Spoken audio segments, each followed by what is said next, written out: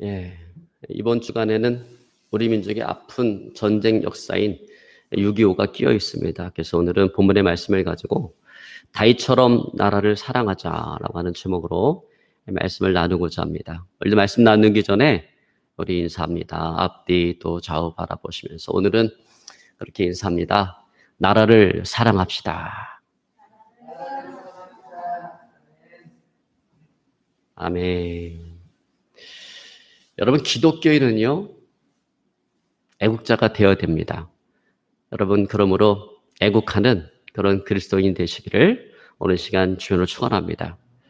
여러분, 그래요? 기독교는 국가와 국경이 없습니다. 그러나 우리가 알아야 될 것은 기독교인들에게는 국가와 국경이 있다라고 하는 거예요. 내가 속한 국가, 내가 속한 국경은 반드시 지켜져야 됩니다. 여러분, 미국의 수도인 워싱턴에 한국전 기념공원이 있습니다. 그 공원에는 이런 글귀가 쓰여져 있습니다. 자유는 결코 공짜가 아니다. 여러분, 대한민국이 이런 자유를 우리가 누리며 살아가고 있는 것은 누군가 큰 희생의 대가를 치렀기 때문에 그래요. 많은 사람이 피를 흘렸기 때문에 그렇습니다. 그런데 안타까운 것은 뭐냐면 이 대한민국 안에서 그런 자유를 누리며 살아가면서도 그런 자유의 가치, 자유의 소중함을 모르는 사람들이 많다라고 하는 거예요. 여러분, 소위 종북 좌파 세력들이 그렇습니다. 참 안타까운 일이 아닐 수 없어요. 근데 더욱더 안타까운 것은 뭐냐면 6.25에 대한 우리 국민적 의식이 이게 참 심각하다라고 하는 것입니다. 여러분, 2018년도 한국정보통계원 그 조사에 의하면 초등학생 35.1%가 6.25는 북한에서 남한을 침략한 전쟁이 아니라 남한에서 북한을 쳐들어간 그런 전쟁이다라고 그렇게 알고 있다라고 밝혀졌습니다.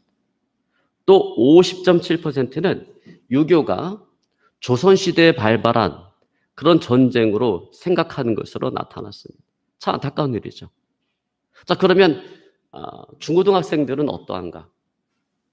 같은 해 한국 행정안전부가 전국에 있는 1천여 명의 중고등학생들을 대상으로 조사한 결과 56.6%가 6.25가 언제 발발했는지를 그 발생한 연도를 모른다라고 응답을 했습니다. 그래서 38%는 다시금 6.25와 같은 전쟁이 일어나면 싸우지 않겠다라고 응답을 하고, 더 심각한 것은 뭐냐면 15.5%는 6.25와 같은 전쟁이 일어나면 해외로 도망하겠다라고 그렇게 응답을 했습니다. 참 안타까운 거죠. 내가 누리고 있는 그 자유의 가치, 자유의 소중함을 모르고 있는 것입니다. 여러분, 그런 의미에서 이 시간 우리가 6.25를 앞두고 우리가 전쟁에 대해서 생각하면서 나라 사랑하는 그런 마음을 갖는 그런 시간이 되었으면 좋겠습니다. 특별히 신앙인으로서 우리가 어떻게 나라를 사랑할 것인가라고 하는 것들을 우리가 생각해보는 그런 시간이 되었으면 좋겠습니다. 여러분, 인류의 역사는 전쟁의 역사다라고 이야기합니다. 전쟁에 대해서 조사를 해보면 인류 역사 5,500년 가운데 전쟁이 1만 5천 번이 일어났습니다. 그리고 그 전쟁으로 인해서 죽은 사람이 37억 명에 해당이 되고요. 그런 전쟁 가운데서 8,000번의 평화 조약이 체결되어졌는데 그 조약의 내용이 지켜진 것은 고작 2년밖에 되지 않는다라고 하는 것입니다. 그리고 인류 문명사에서 전쟁을 치르지 않은 기간은 고작 286년에 불과하다라고 하는 거예요. 그러니까 여러분, 지구촌 역사에서 92%는 항상 크고 작은 전쟁이 끊임없이 있었다라고 하는 것입니다. 여러분, 특별히 지난 20세기는 전쟁의 세기였다라고 해도 과언이 아닐 것입니다.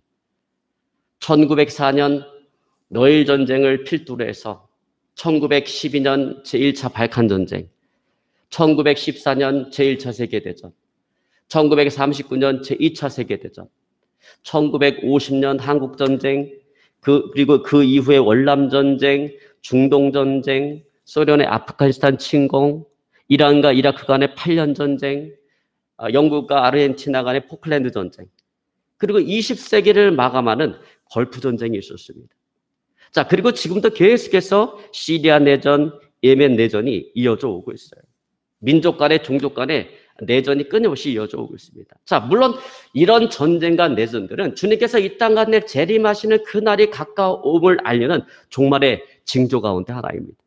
그래서 예수님께서는 종말장인 마태복음 24장에 종말의 징조 가운데 하나로서 전쟁과 내전을 말씀하셨어요. 자, 그러나 그럼에도 불구하고 우리 믿는 그리스도인이 지녀야 될 그 기본적인 입장은 뭐냐면, 되도록이면 이 땅 가운데 전쟁이 일어나지 않기를 위해서 기도하고, 또 주님께서 하루속히 이 땅 가운데 재림하시기를 위해서 기도해야 된다는 것입니다. 여러분, 그렇게 될 때 이 땅 가운데 전쟁이 사라지고 주님께서 다스리는 그런 평화의 나라가 만들어지기 때문에 그래요. 자, 그러면 주님께서 재림하셔서 주님께서 이루실 그 평화의 나라라고 하는 것이 어떤 나라인가? 그런 평화의 나라는 어떤 성격의 나라인가? 오늘날 우리들이 누리고 있는 그런 단순한 그런 평화의 나라인가? 그렇지는 않다라고 하는 거예요. 여러분, 이사야 선지자는 이사야 11장 6절로 9절에 주님께서 이루실 그 평화의 나라에 대해서 오늘 이렇게 이야기합니다. 우리 한번 같이 봅니다. 그때 이리가 어린 양과 함께 거하며 표범이 어린 염소와 함께 누우며 송아지 어린 사자와 살찐 짐승이 함께 있어 어린 아이에게 끌리며 암소와 곰이 함께 먹으며 그것들의 새끼가 함께 엎드리며 사자가 소처럼 풀을 먹을 것이며 젖 먹는 아이가 독사구멍에 장난하며 젖된 어린아이가 독사굴에 손을 넣을 것이라.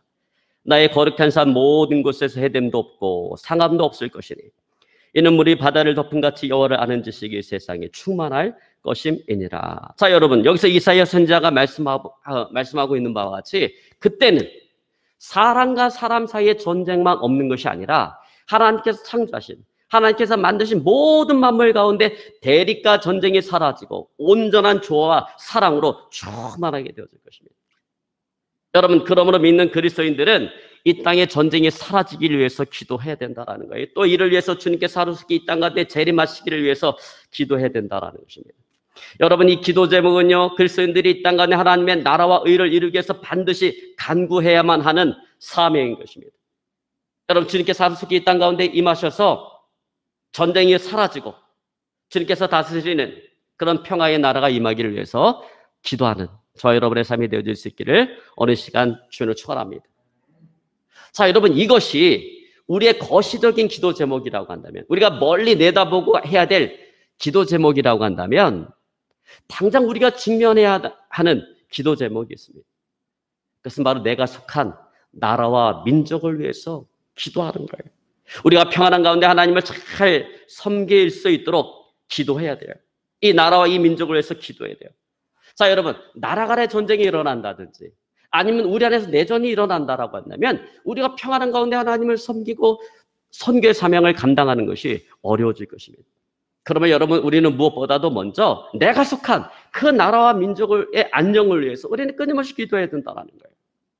여러분, 그래서 우리가 사실 예배할 때마다, 주일날 이렇게 하나님께 예배할 때마다 대표 기도로 항상 어떤 기도를 합니까? 나라와 민족의 안녕을 위해서 기도해요. 여러분, 그 기도가 하나님을 믿는 자만이 할 수 있는 일인 거예요. 여러분, 그리고 바로 그 기도가 이 나라와 민족을 덮고 있는 그 어둠의 영들을 몰아낼 것입니다. 그리고 그것은 믿는 자만이 알 수 있는 특별한 나라 사랑의 길이 되어질 것입니다. 여러분, 그런 의미에서 오늘 우리는 하나님 믿는 다윗이 어떻게 그 나라와 민족을 사랑했는가라고 하는 것들을 오늘 이 시간 우리가 살펴보기 원합니다.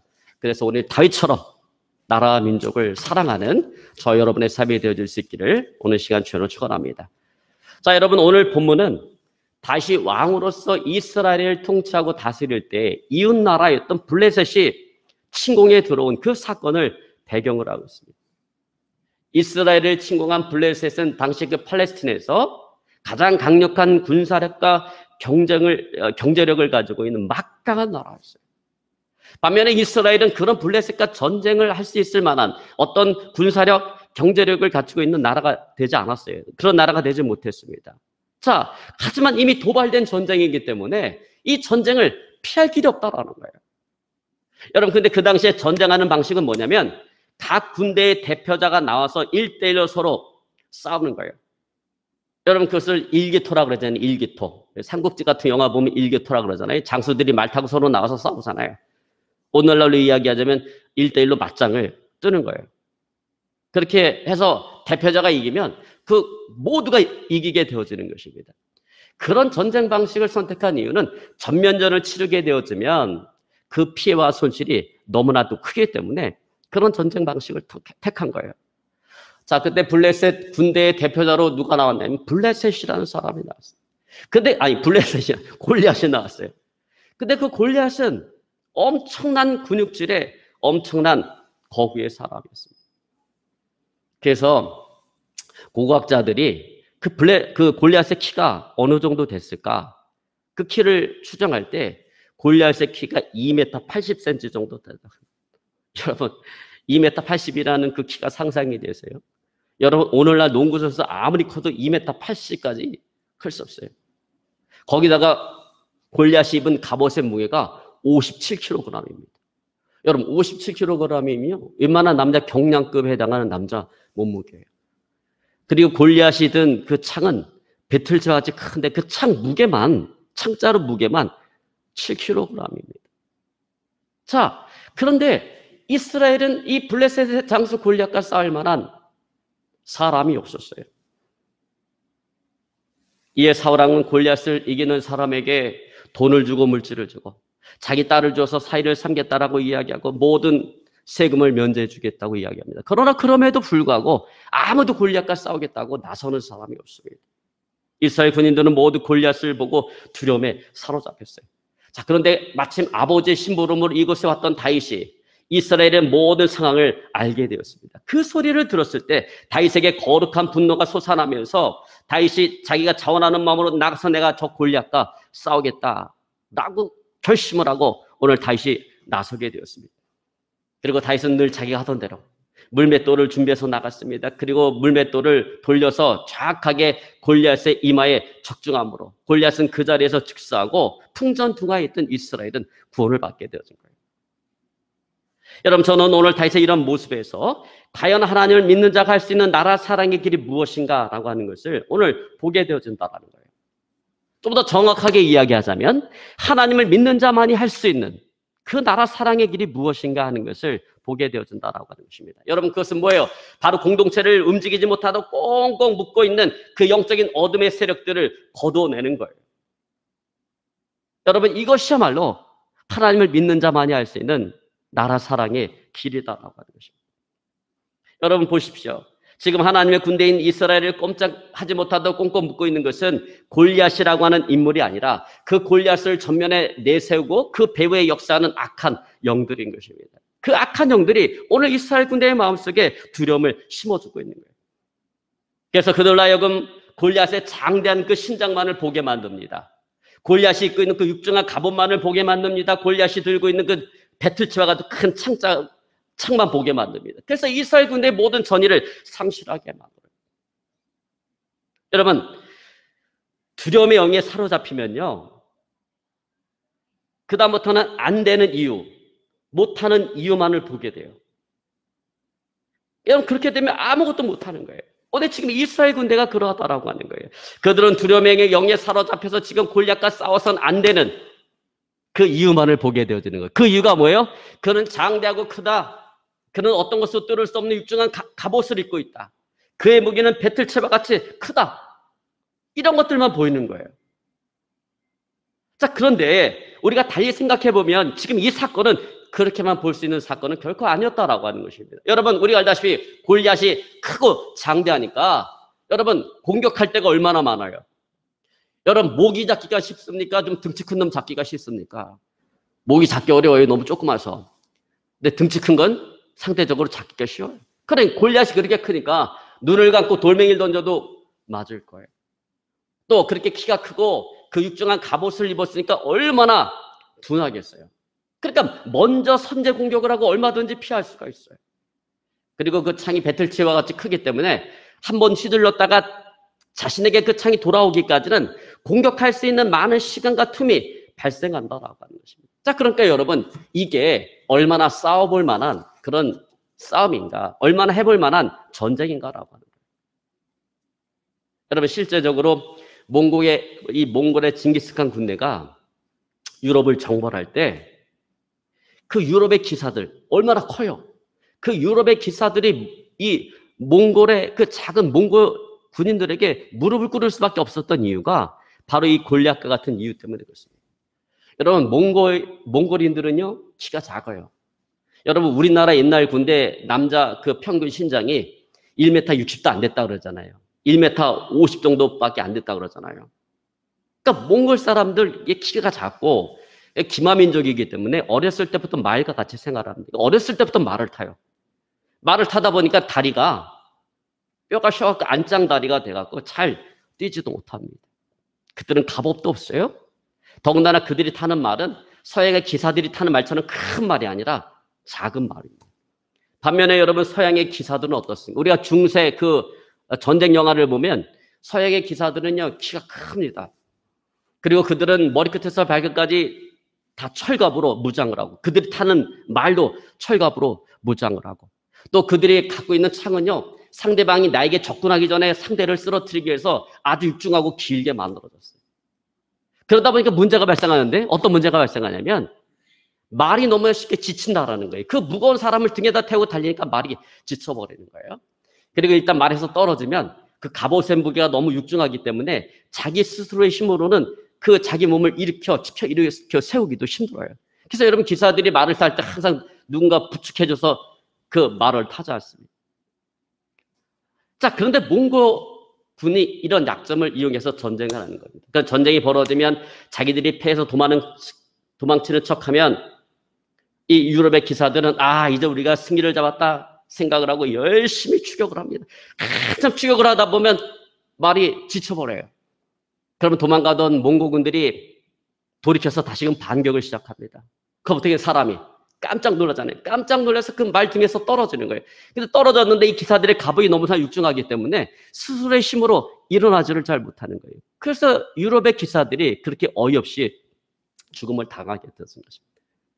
근데 여러분 지금 골리앗이 그렇다라고 하는 거예요. 여러분 그 갑옷의 무게만 57kg이에요. 아마 온몸을 쇳덩어리로 둘둘둘둘 감고 나왔을 거예요. 그러니까 얼마나 육중하겠어요. 얼마나 둔하겠어요. 또 창이 배틀처럼 크니까 여러분 이 창을 한번 잘못 휘두르면요 다시금 돌아오는 그 복원력이 너무나 떨어지는 거예요. 그러니까 이 창은 공격당할 위험성을 많이 가지고 있는 무기예요. 장점도 많지만 약점도 많은 무기인 것입니다. 그런데 여러분 이스라엘 백성들은 두려움의 영에 사로잡혀 있다 보니까 이걸 보지를 못하는 것입니다. 오직 다윗만이 이스라엘 군대를 사로잡고 있는 그 두려움의 영을 물리치고 오늘 골리앗에게로 나아갔습니다. 그리고 골리앗을 물리침으로 오늘 이스라엘을 잡고 있는 이 어둠의 세력들, 어둠의 영들을 걷어냈습니다.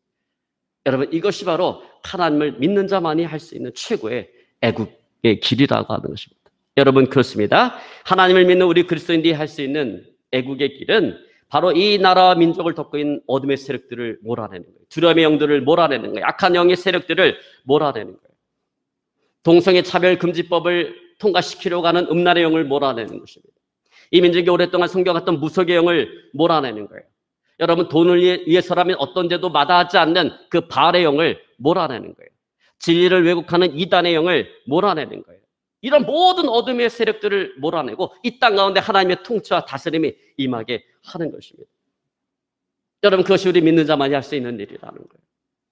여러분 그렇습니다. 우리는 겉에서 벌어지는 그런 현상들을 볼 것이 아니라 그 이면에 그 배후에 역사하는 악한 어둠의 세력들을 볼 수가 있어야 되고 그 세력들을 대적할 수가 있어야 된다는 것입니다. 여러분 다윗은 보세요. 다윗은 골리앗이라고 하는 인물을 본 것이 아니라 그를 통해서 그 배후에 역사하는 악한 이 어둠의 세력들의 그 실체를 보았던 거예요. 두려움의 영의 그 세력들을 보았던 것입니다.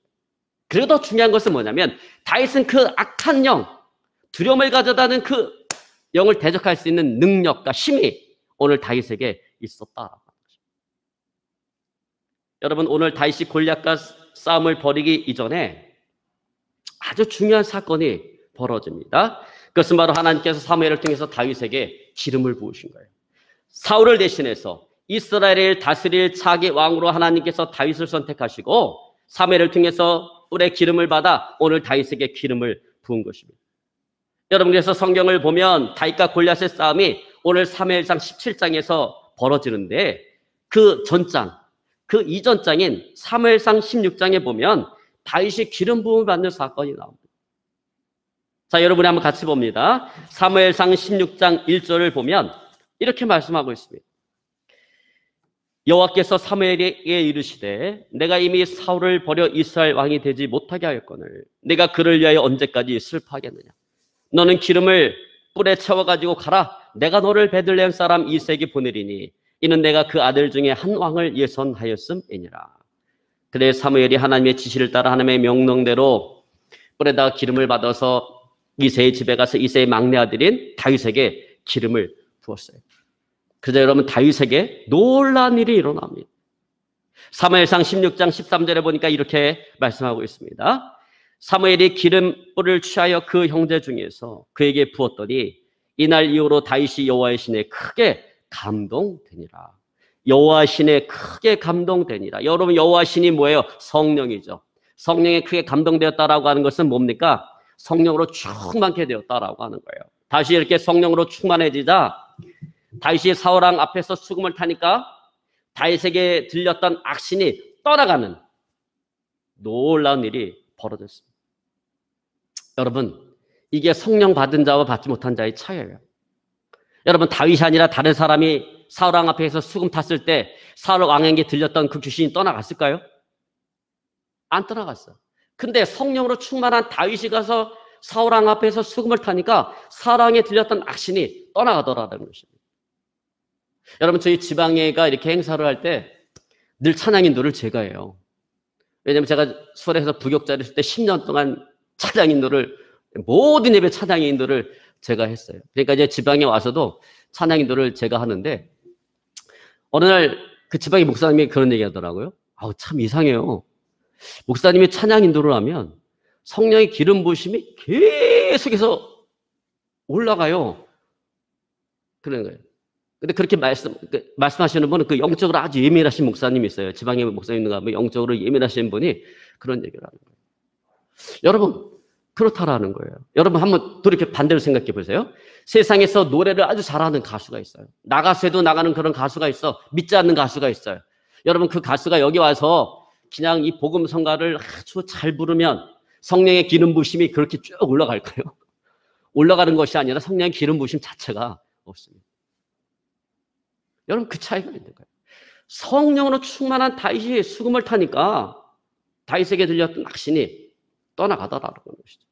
여러분, 그래서 사무엘상 16장 23절은 이렇게 말씀하고 있습니다. 하나님이 부르신 악신이 사울에게 이를 때 다윗이 수금을 취하여 손으로 탄즉 사울이 상쾌하여 났고 악신은 그에게서 떠나더라. 그리고 오늘 이렇게 성령으로 충만한 다윗은 오늘 골리앗의 배후의 역사는 그 두려움의 영을 몰아냈습니다. 다윗은 두려움에 떨고 있는 사울왕 앞에 나가서 그를 인하여 사람이 낙심맞은 말 것이라. 주여, 내가 주의 종이 내가 나가서 저 골리앗과 싸우겠나이다 라고 이야기합니다. 그러나 여러분, 두려움의 영에 사로잡힌 사울은 골리앗과 싸우고자 하는 그 다윗에게 다윗이 골리앗을 이길 수 없는 이유만을 이야기합니다. 사무엘상 17장 33절에 보니까 사울이 이렇게 이야기합니다. 내가 가서 저 블레셋 사람과 싸우게 능치 못하리니 너는 소년이여 그는 어려서부터 용사임이니라. 한마디로 해서 너는 게임도 되지 않는다. 나갈 생각은 아예 접어라 라고 하는 거예요. 여러분, 바로 이때 다윗이 위대한 놀라운 신앙의 고백을 합니다. 사무엘상 17장 37절에 다시 이렇게 고백합니다. 여호와께서 나를 사자의 발톱과 곰의 발톱에서 건지셨은즉 나를 이 블레셋 사람의 손에서도 건져내시리이다. 여러분, 여기 다윗의 고백을 보면 다윗은 자기 자신을 의지하지 않아요. 철저하게 하나님을 의지합니다. 여러분, 다윗은 자신의 힘과 능력으로 내가 사자를 죽이고 곰을 죽였다라고 이야기하지 않습니다. 하나님의 은혜로 하나님께서 나를 사자의 발톱과 곰의 발톱에서 건져주셨을 뿐이다라고 이야기해요. 그래서 저 블레셋 사람의 손에서도 나를 능히 건져내신다라고 이야기합니다. 여러분, 그렇기 때문에 다윗에게는 뭐가 들어올 자리가 없는 거예요. 두려움의 영이 들어올 자리가 없는 거예요. 왜? 지금까지 내가 한 것이 아니라 하나님께서 하셨기 때문에, 앞으로도 하나님께서 하실 것이기 때문에 그렇습니다. 여러분처럼 하나님의 영이 사로잡힌 사람은 자기 자신을 의지하지 않아요. 철저하게 하나님을 의지하는 것입니다. 그래서 어떤 절망적인 순간에서도, 어떤 태산과 같은 문제 앞에서도 두려워하지 아니하고 오히려 두려움을 가져다주는 그 두려움의 영을 몰아내는 것입니다. 이렇게 하나님의 신에 감동된 다윗은 풍전등화에 있는 오늘 이스라엘을 구원했습니다. 여러분, 다윗이 보여준 이와 같은 행보는 하나님을 믿는 자만이 행할 수 있는 나라 사랑의 길이 무엇인가를 오늘 우리에게 보여주고 있는 것입니다. 그것은 기도함으로 성령의 충만함을 받아서 나라와 민족을 돕고 있는 이 어둠의 세력들을 걷어내는 거예요. 두려움의 영들을 걷어내는 거예요. 악한 영의 세력들을 몰아내는 것입니다. 여러분, 성령으로 충만함을 입어서 나라와 민족을 위해서 기도하는 저 여러분의 삶이 되어질 수 있기를 주로 축원합니다. 여러분, 그것이 바로 믿는 자만이 할 수 있는 나라 사랑의 길인 것입니다. 이제 말씀을 정리하기 원합니다. 그렇습니다. 여러분, 성령으로 충만한 사람만이 자신과 자신의 가정, 이 나라와 이 민족을 위해서 기도할 수가 있는 거예요. 다윗처럼 오늘 하나님의 신에 감동되어서 가정을 돕고 있는, 나라 민족을 돕고 있는 그 어둠의 영들, 그 두려움의 영들, 악한 영들을 걷어내는 저 여러분의 삶이 되어질 수 있기를 오늘 시간 주님으로 축원합니다. 그것이 믿는 자가 할 수 있는 유일한 나라 사랑의 길인 줄로 믿습니다. 그런 저와 여러분의 삶이 되어질 수 있기를 오늘 시간 주님으로 축원합니다. 우리 말씀 붙잡고 간절히 하나님께 기도하기 원합니다. 하나님,